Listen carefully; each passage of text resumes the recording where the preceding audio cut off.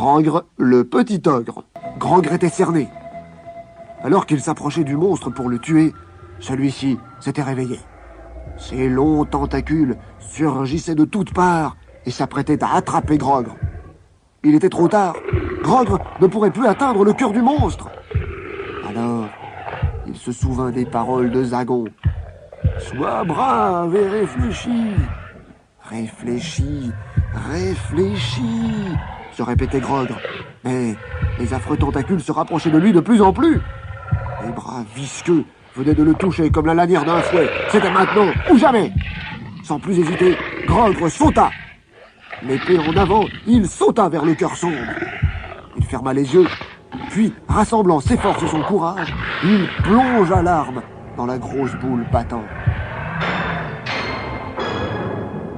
Ce fut l'explosion. Dans un dernier râle, semblable au grondement du tonnerre, le cœur éclata. Aussitôt, le corps entier du monstre se mit à s'agiter et aussi à se ratatiner. À se ratatiner. Bientôt, ce ne fut plus qu'un petit avers inerte, pareil à un vieux ballon dégonflé. Grogre, quant à lui, était tombé la tête la première dans un torrent de vase verte, et il flottait sur la boue. Le courant l'emporta tout au bout du tunnel, jusqu'à la sortie.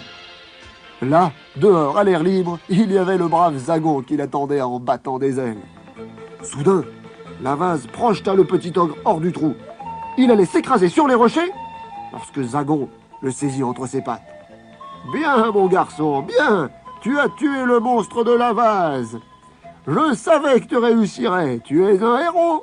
Mais je crois que tu devrais te laver pour enlever cette horrible boue. » Et le dragon porta son ami au bord d'un lac. « Allons, Grogre, lave-toi d'abord les mains.